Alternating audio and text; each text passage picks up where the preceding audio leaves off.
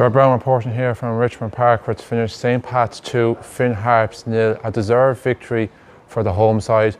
All the hard work was done in the first half. A brace of goals coming from Georgie. The first after a good play from Pats down the right hand side, picked out Robbie Benson on the edge of the box. He played a lovely little ball in behind the Harps defence, leaving Georgie Kelly one-on-one with Finn Harps goalkeeper Mark Anthony McGinley, and he slotted past him. That came in the 14th minute. It'd been quite a slow start to the game.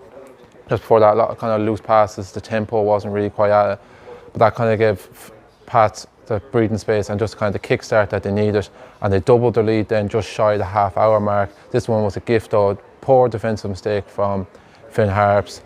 A header from one of their centre-backs heading in the direction of Mark Anthony McGinley. Lacked power. Georgie Kelly intercepted it. He rounded McGinley and had the simple task of tapping into an empty net, and that kind of gave Pats the breathing space for them to kick on, and they've seen out the rest of the first half quite comfortably, truthfully honest. Finn Harps, not really much positives for them from that first half. They did have a decent effort on target just actually before Pat scored from Tony McNamee, but it was a comfortable save for Brendan Clark. Never really troubled them. They decided to change things up at half time. They brought on Rafael Quintero for Alexander Kozler at half time. It seemed to make a bit of an impact. First 10 minutes was a little bit more urgency, a little bit more pep in their step, but it didn't really last. It was kind of a short-term burst.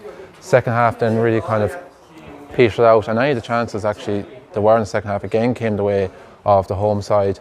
Rory Feely had a good header from a Jamie Lennon corner that was forced Mark Anthony McGinley into a good save. Georgie Kelly had a chance to wrap up his hat-trick, but again a good save by McGinley, and McGinley was again called into action late on when he denied substitute Dan Ward for the third goal of the night. But in truth, Pats had the hard work done in the first half. Finn Harps never really troubled them in the second half, never looked like it back into the game.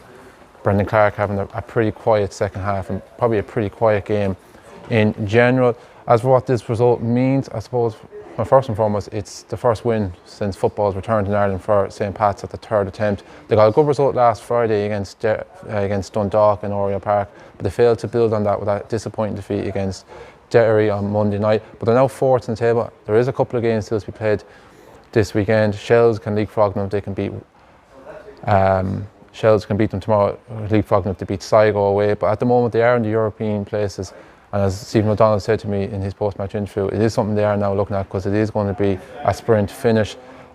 As for Finn Harps, this result leaves them in 8th. It's now 5 consecutive defeats in the league in a row. They had made such a good start. They took 4 points in the opening 2 games, but it's all kind of gone down south for them since. Only 1 goal in those 5 games, and like tonight you can see why that's the case. They don't really seem to carry much of a goal threat. They'll be praying and hope that Waterford and Shells can do favours for them over the weekend to keep them out of the relegation zone. These two sides go head to head again on Monday in the FAI Cup. That's in Finn Park, so a golden opportunity for Finn Harps to gain revenge with home advantage.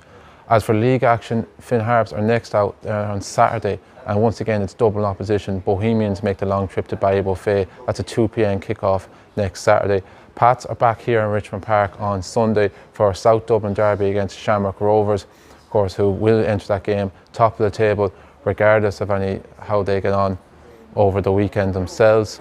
So yeah, and certainly if they can pick up another victory against the same opposition on Monday night, they will enter that game full of confidence and will be very confident of beating the side from Tala. Final score again here from Richmond Park is St. Pat's 2, Finn Harps 0, and I was Gerard Browne reporting for Irish Football Fan TV.